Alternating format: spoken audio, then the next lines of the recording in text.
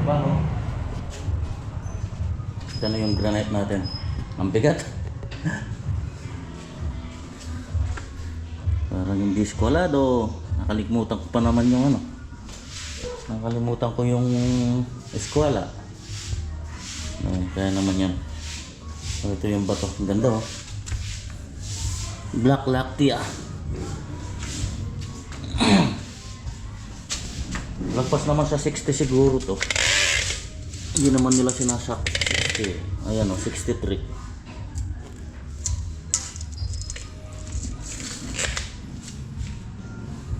So unang putol natin dito. Yun dun, para hindi masyadong sobrang haba. Pagka inuna kasi natin yun dito, ang liit na lang nun dito. Kaya kukunin natin ito. Yan. 133. So plus yung kapal ng ano, ng granite 18 mm do. So kukuha tayo ng 135. Tapos yan, may skirting lang siya. Di nakasama ito. Kasi kukulangin yung bato natin pagka sinama natin ito. Meron lang siyang ano, yung iikot na 6 mm dito.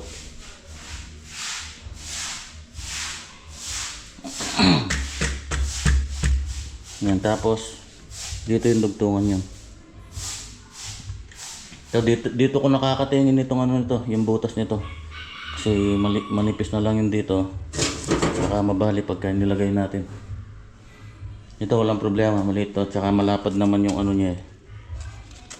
Hinintay ko lang kung ano yung gustong setup ni sir dito, kung under mount or top mount, para matabos na natin.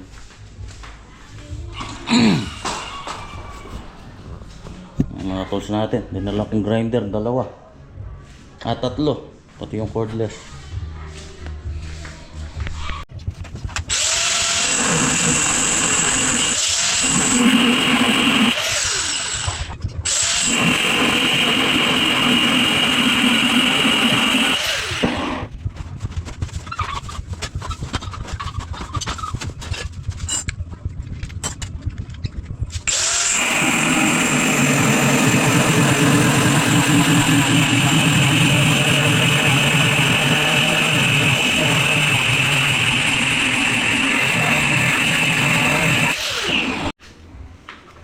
Hindi kaya nung mga dati kong bala na pang tiles lang.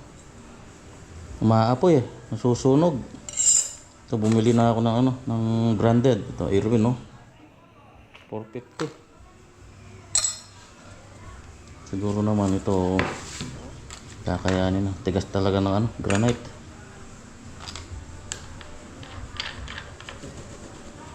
Baliktad.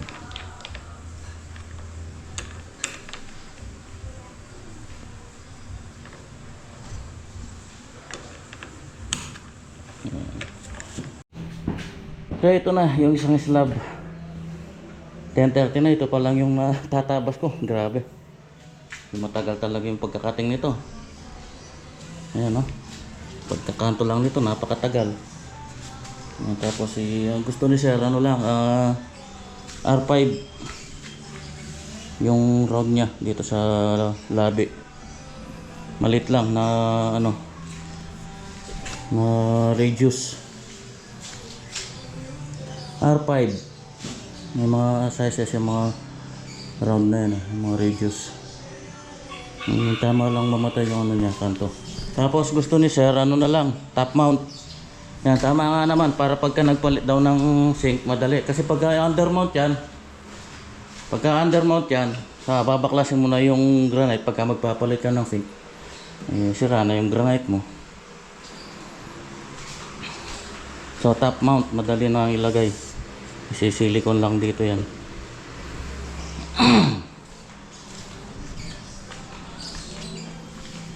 Yan, lalapat na. So doon ko na tatabasin yung ano niya, yung butas. Pagka na-install na. Pati yung mga panggilid. Bigat. Kapiraso lang, napakabigat.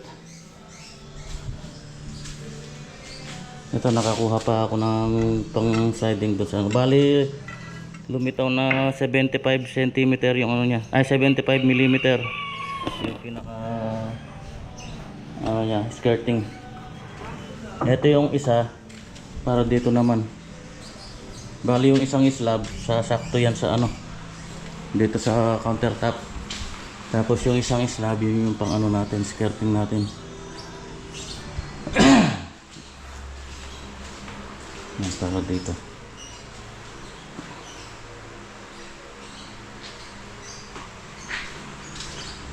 Kakabingi. May dala na akong ear protector. Ito oh. At dinala ko na rin tong dalawang kabayo para may patungan. Mahirap yung nakayuko. Lalapat ko muna. Huh! Grabe, alikabok. Ito na. Tagal ng pagtatabas.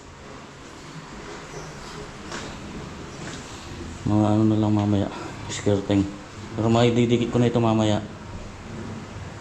Lagay ko na bago ako magtabas na ano, para habang pinapatuyo ko, tatabas ako ng ano, ng pang skirting.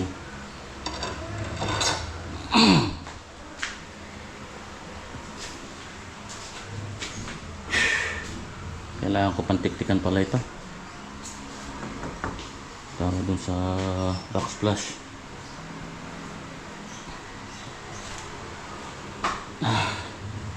Grabe, alikabok oh.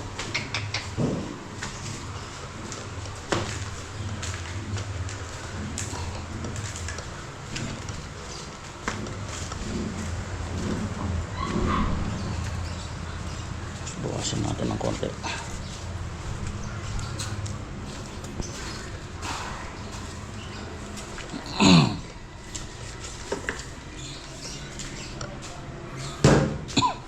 Yan o, bilis na mga pangyayari. Nahilatag ko na. May ano na yan, may adhesive na yan.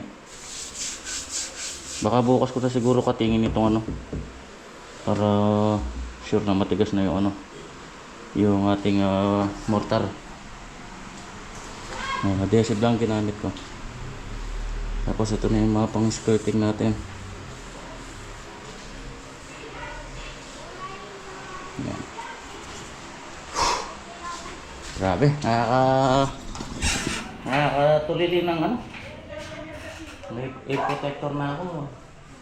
Sakit pa sa ano, tenga. Naano na ako dati nga nung nasa Saudi ako. Sus, napakarami kong kinating na granite. Ganun yung pagka nakahiga ako sa gabi, kumukuliling yung tenga ko. Ito galing pa Saudi ito, ito yung ginagamit ko nun eh. Sakit nun.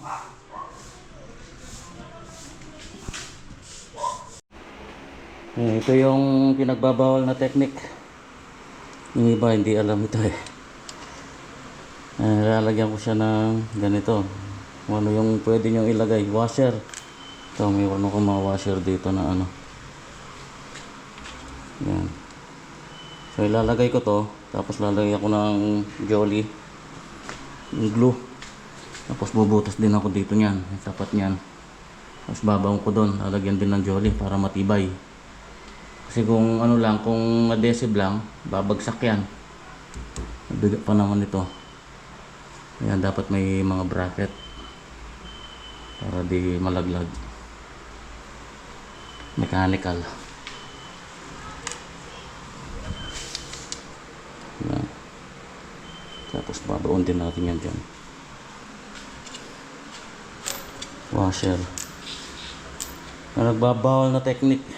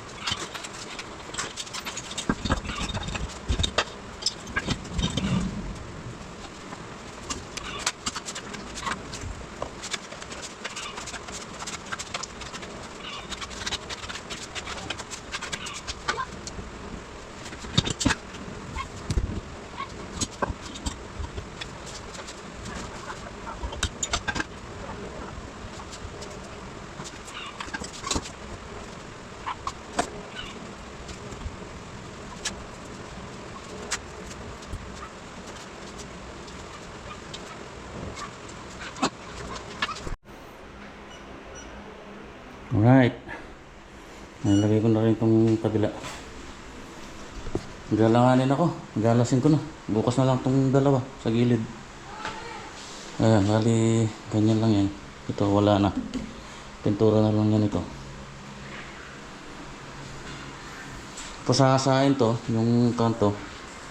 Yung ano lang. Bahagya lang. Bukas matatapos ko to.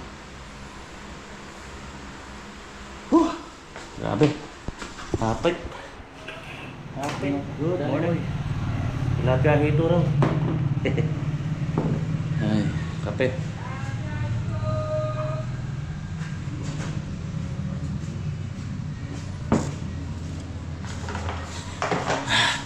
Nailagay ko na yung mga siding ngayon, mga skirting.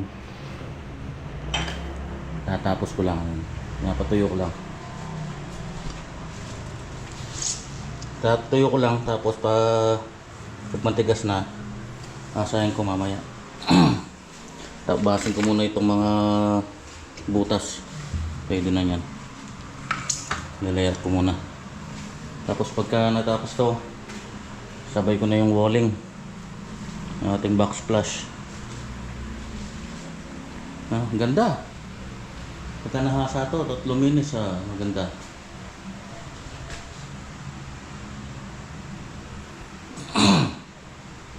Tapusin ko ngayon to para bukas kasuhin ako bukas hindi muna ako gagawa dito. Mag-aayos ako dun sa kubo kasi delikado yung parating na bagyo, yung super typhoon Uwan. Bakali pa rin yung kubo natin dun Maghahanda ako doon, yung mga tanggalin ko muna yung tolda doon sa harapan, tapos yung mga papaya pinapalagyan ng tukod ni Mahal, baka raw tangayin. Marami pa akong asikasuhin doon, yung mga barong-barong ko doon. Yung pwedeng liparin ng hangin, i-safety ko na para wala tayong pangamba. So, tatapusin ko lang ngayon to para bukas may time tayo na mag-ano dun sa kubo. Ang schedule ng bagyo Sabado hanggang Linggo ata.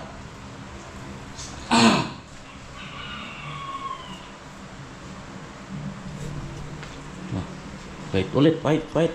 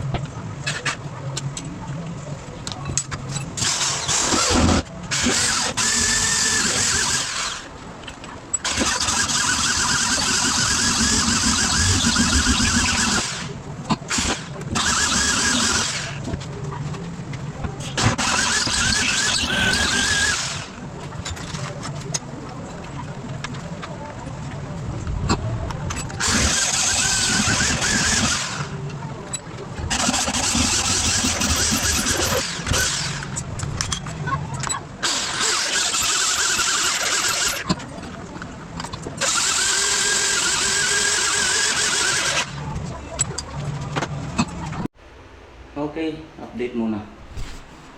Hindi ako makapag-vlog kanina dahil nagpapatugtog yung dyan sa harapan. Ang lakas.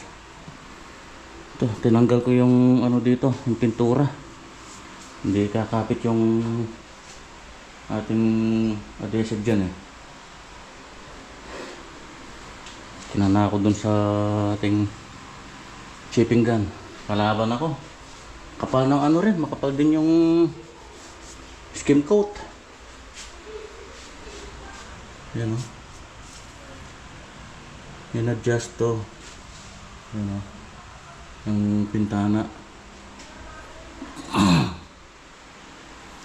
Tapos ito nilipat. Tignan nyo naman eh. Imbis na halo yung nilagay eh, skim coat yung nilagay oh. Bihira.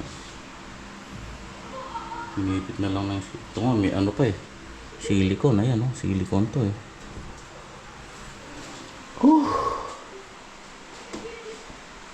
Yan, nahasa ako na rin pala to. Ganyan lang yung gusto ni Sir. R5. Maliit lang na radius. Round.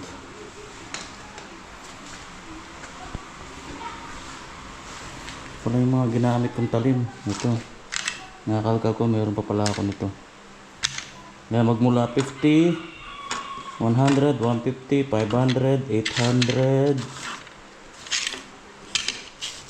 saka 3,000 to 800. May 3,000 grit. Saan yung isa? Ito nga pala, ito 3,000 to. Tapos ito yung mga pambasal. Ito 80 tsaka 120. Hindi kasi obrang ito kaagad eh, yung mga ganito.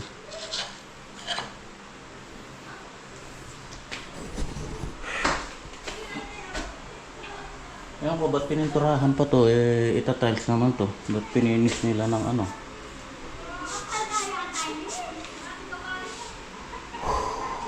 Okay, yun o. Ang bilis ng mga pangyayari. Ayan, ayan. Tapos ko na yung mga backsplash. So, ganyan yung latag na gusto ni Sir. Ayan. Interlock. Parang hollow blocks pagkakalatag. Parang mas maganda yung white na ano na grout niyan para litaw yung bikat. Ayun, nasa kanila nga kung anong gusto. Kahit itim pwede naman. Okay. Let's go. Go home na. Balik na lang tayo by Monday.